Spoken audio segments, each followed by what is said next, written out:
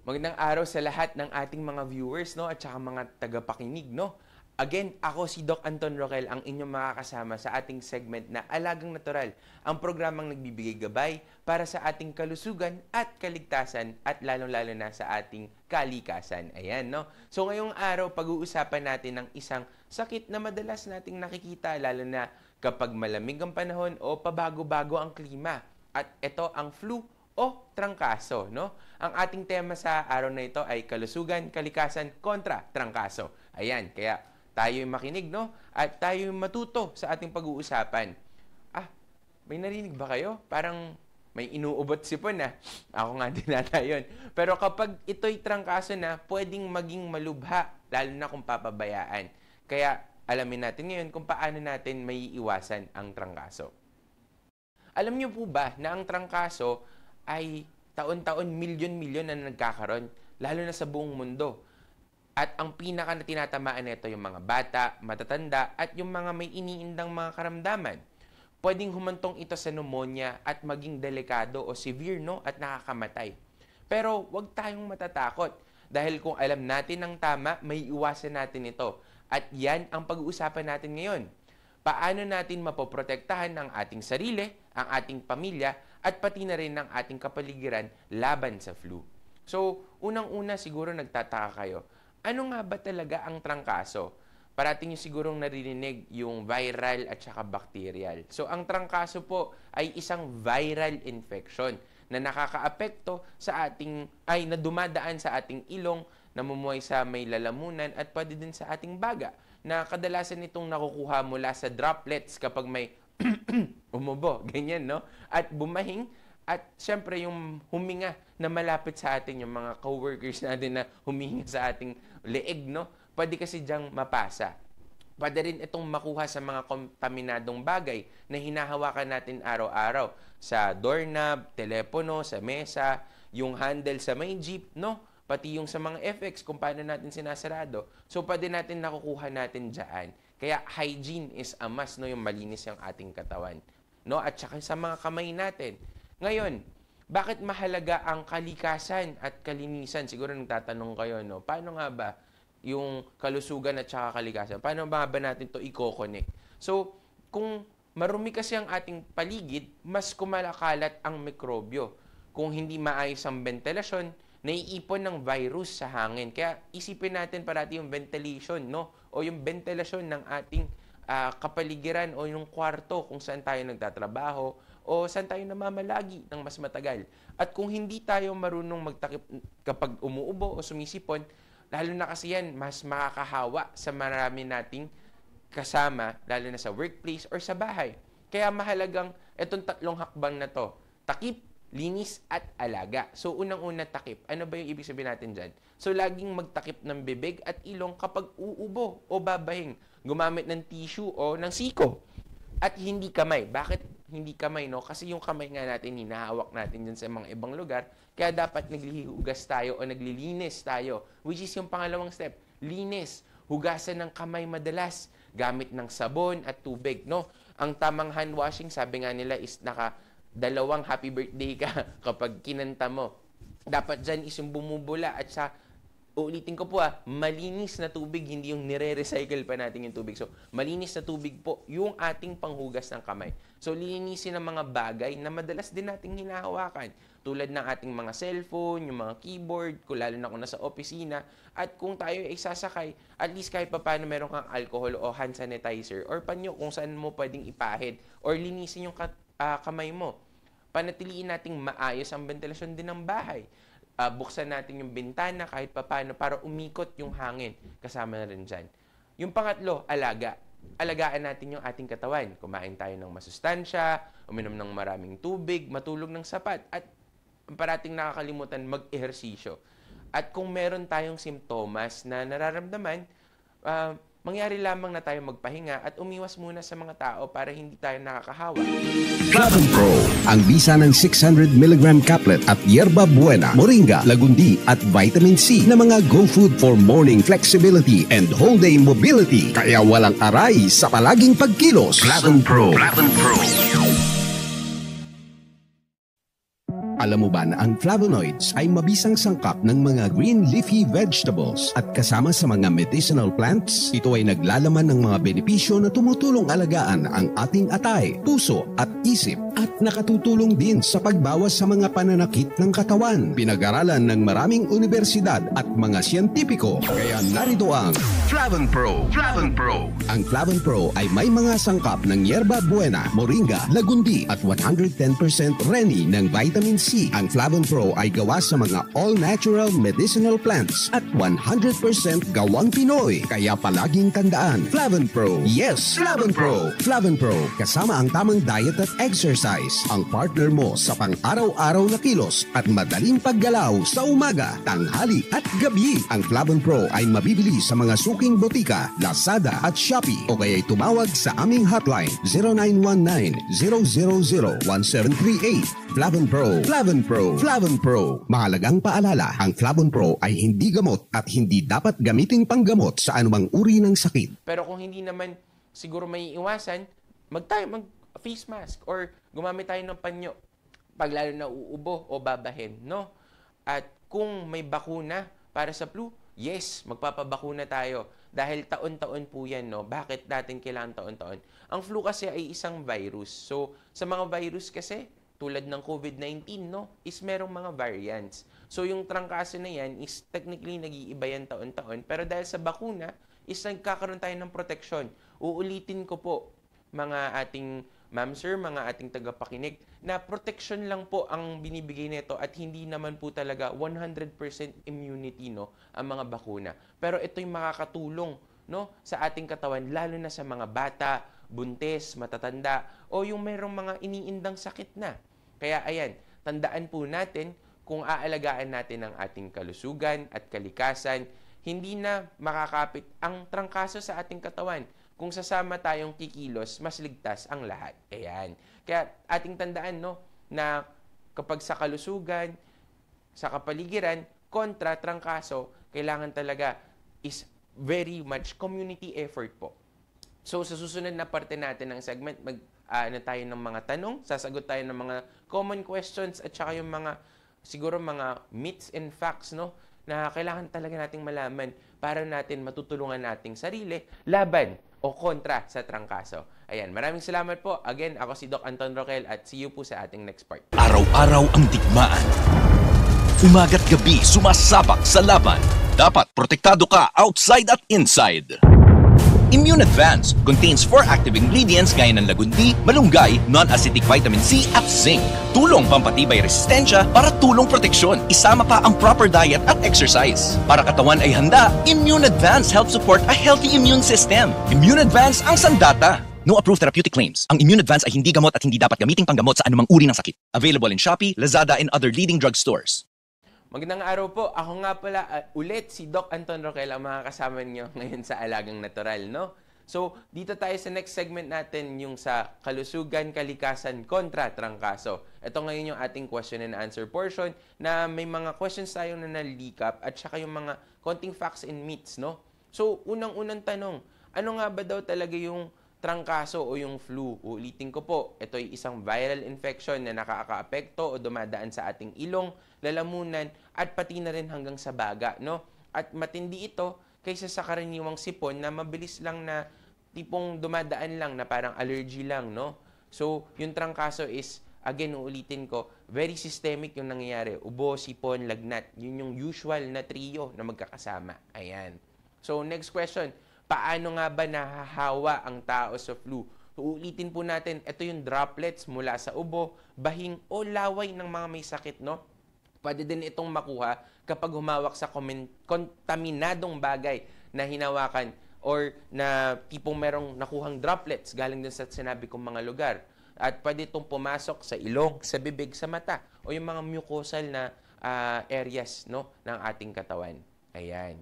So, ano po ba ang pagkakaiba ng flu at sipon? Okay, magandang tanong. So, ang flu kasi ay may mataas na lagnat na kasama. Kasama na rin dyan yung pananakit ng katawan o yung kasukasuhan. Matinding pagkapagod, isa din yan sa mga simptomas at minsan hirap sa paghinga. Samantalang ang sipon ay karaniwang banayad lang at walang matinding lagnat, nakaakibat, no?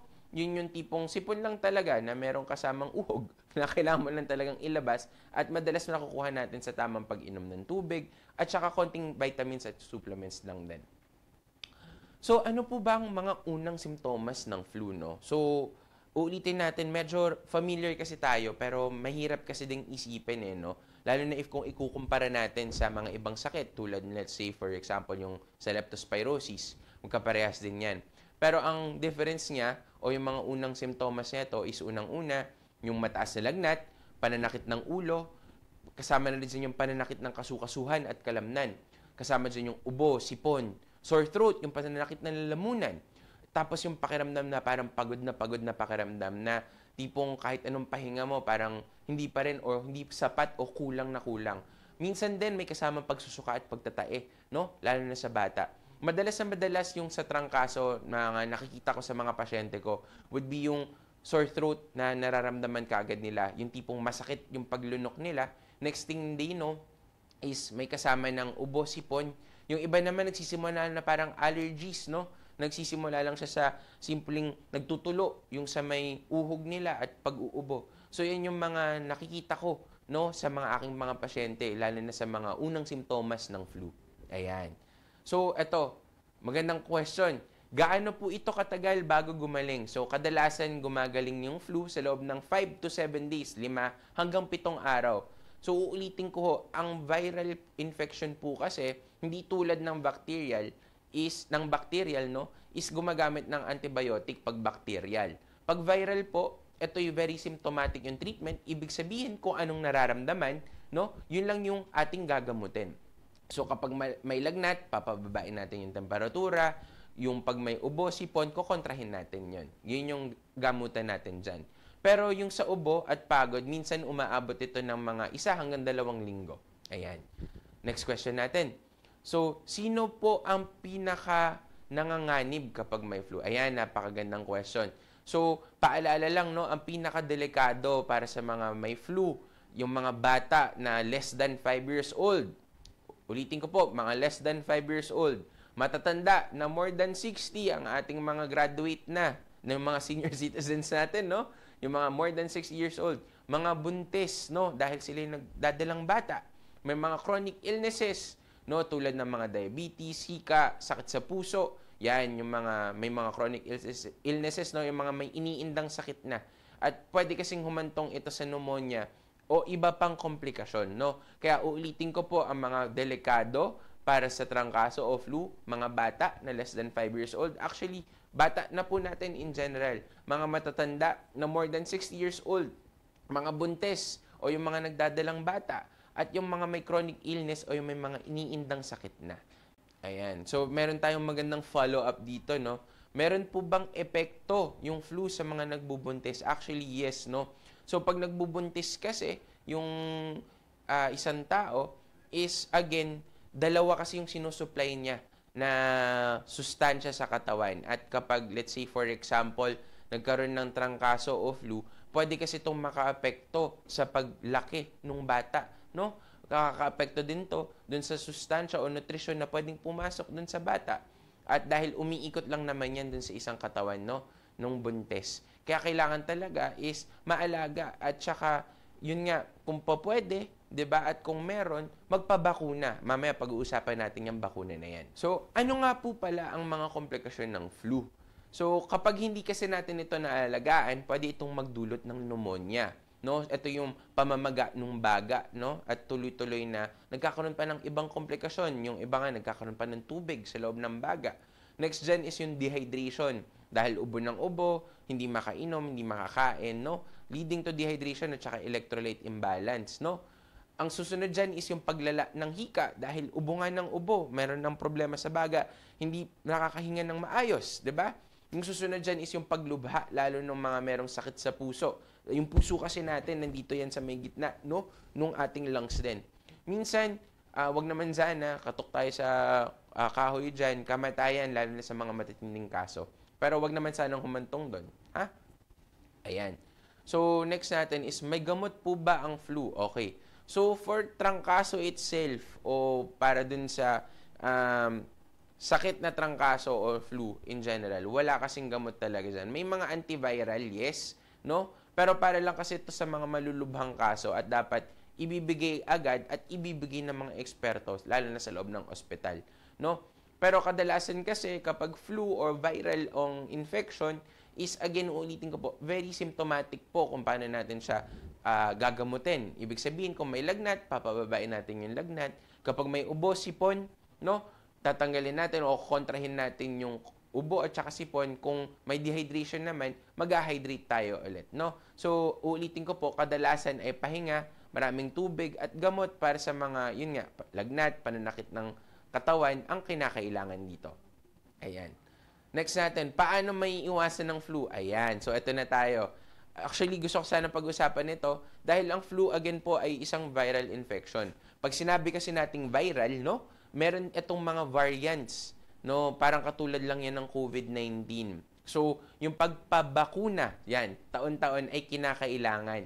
Yung vaccination itself is nakakatulong yan. Kaya kung merong libreng pabakuna o may bakuna na available, kung hindi pa natin nakuha for that year, magpabakuna po tayo. Ang susunod natin dyan is maghugas ng kamay palagi, no? Yung personal hygiene natin, kasama dyan, yung pagtakip ng bibig at ilong, lalo na pag-ubo o pagbahing, no? At pag-iwas din natin na lumapit sa mga may sakit, lalo na yung pagsuot ng maskara, nakakatulong po yan.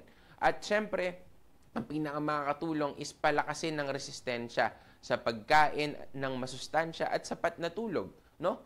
Mamaya pag-uusapan natin ano ba yung mga pwede kong kainin o inumin, no, para makaiwas pa sa flu or paano natin mapapalakas pa yung ating katawan. Next question natin, may bakuna po ba laban sa flu? Iyan, oo. Meron at merong bakuna, no? At ito ay pinakamahusay na paraan para maiwasan ng matinding flu. Nire-recommend namin ito taon-taon, lalo na para sa mga bata, matatanda, mga buntis at may mga iniindang karamdaman. Pero ulitin ko lang po, hindi po ito immunity, no? Yung tipong hindi na ho kayo tatalaban ng flu.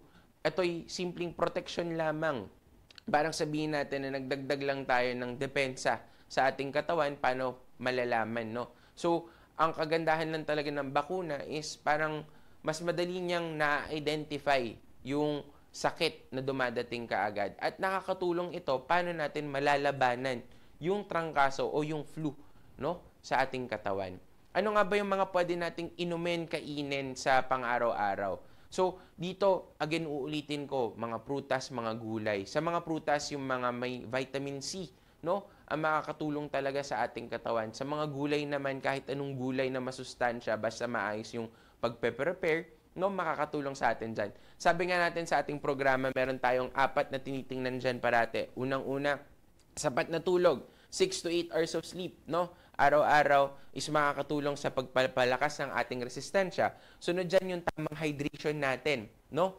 Yung sunod is tamang sustansya ng pagkain. Sabi ko nga, sa mga gulay at sa mga prutas. At lastly, yung parating nakakalimutan, ang ehersisyo. Dahil sa tamang ehersisyo, kahit paano yung sirkulasyon ng ating katawan ay natutulungan din. Pero kung hindi natin nakuha sa 4 na to, no, is pwede tayong uminom ng mga supplements tulad ng Immune Advance at saka Flavon Pro na nagko-contain ng vitamin C, zinc at saka ng mga herbal tulad ng Lagundi, Yerba Buena at Moringa na makakatulong pampalakas ang ating katawan.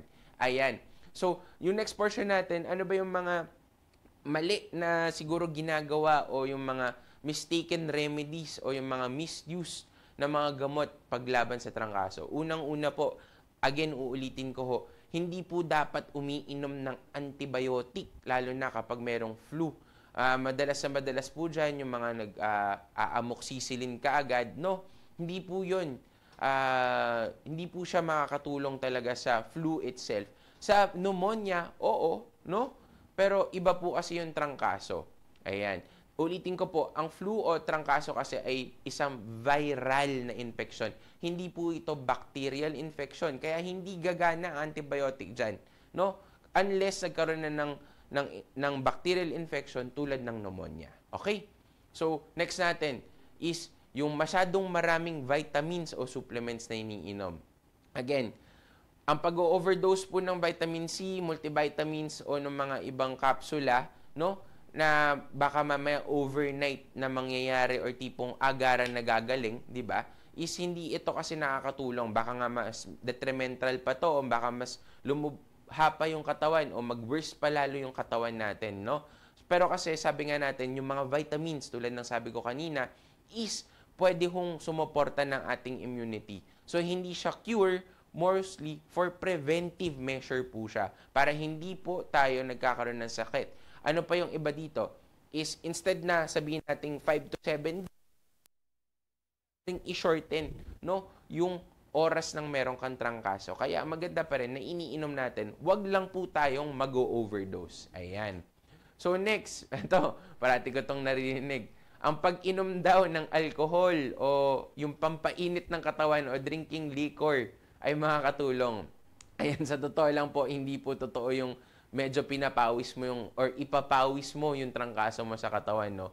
So uulitin ko po, ang alcohol po kasi ay nakakapanghina palalo ng katawan. Paano po siya nakakapanghina? Ito po dinidehydrate lalo yung katawan ninyo dahil kayo malamang sa malamang ay iihi palalo. At ang alcohol kasi sa katawan, mainit yan eh. Talagang maglalabas o magpapawis kayo, no? So kasama yan or medyo mahirap talaga na pag uminom pa kayo ng alcohol, lalo na kung may sakit. At pwede pa hong lumala yung inyong mga simptomas. Ayan.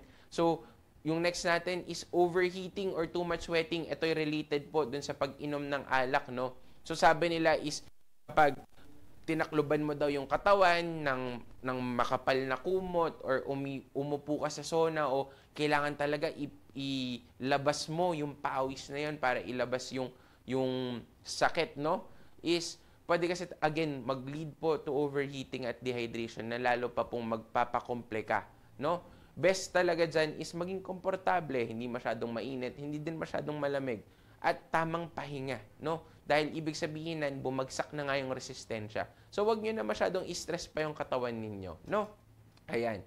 At yung pinakahuli is yung magsiskip ng pagkain o ng tubig, no? Sabi kasi ng mga iba is pag hindi daw kasi kumakain o hindi daw umiinom ng tubig, na parang tinutulungan daw nila yung katawan nila na magpahinga. Sa totoo lang po, ito yung maling-maling ginagawa kasi kailangan ng katawan natin yung extra fluid at extra nutrition, no? Para labanan yung infection ng katawan, nung viral infection ng katawan, at tayo mag-recover pa po ng mas malakas, no?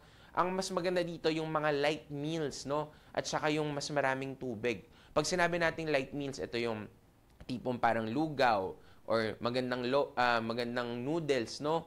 Yung lomi, yan, lalo na kapag mainit, masarap yan. At mainit siya sa ating tiyan at nakakatulong lalo na medyo ganahan at mas pumasok yung sustansya sa ating katawan. Ayan. So, uulitin ko po, no, na dapat kumain ng maayos na masustansya at uminom ng tubig, no? So, dito po nagtatapos ang ating segment ng Kalusugan, Kalikasan, kontra Trangkaso, no? Uulitin ko po, ako po si Doc Anton Roquel at ito po ang Alagang Natural. Tandaan po natin na sa pangangalaga ng ating katawan at kalikasan, makakontra po tayo ng maraming sakit, no? Kaya sana po makinig kayo sa ating mga talakayan at kung meron po kayong gusto pang malaman, i-submit nyo po sa aming programa na Alagang Natural at pag-usapan po natin yan. Again, ulitin ko po, maraming salamat at God bless. Thank you and stay happy and healthy.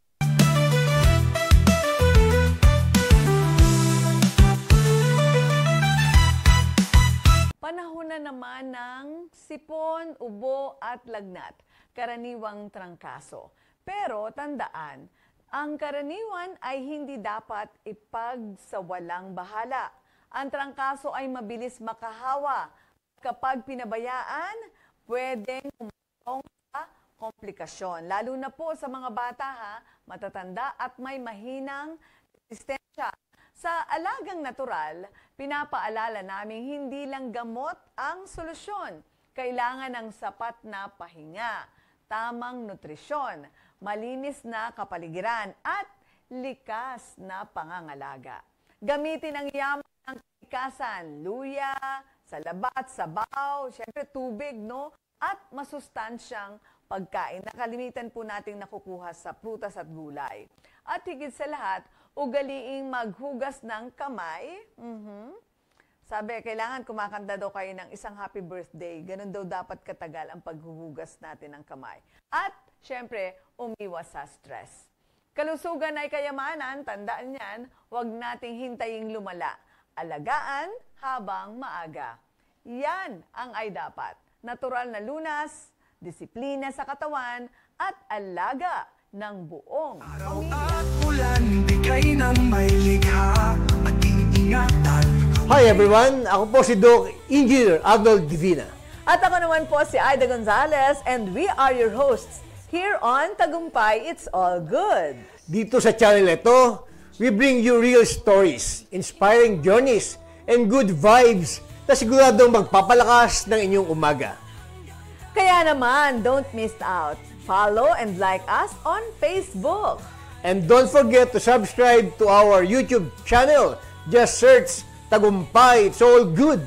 At syempre, share nyo na rin sa inyong pamilya, barkada at kapitbahay. Let's spread good news, good vibes, and God's goodness. Dahil sa Tagumpay, it's all good!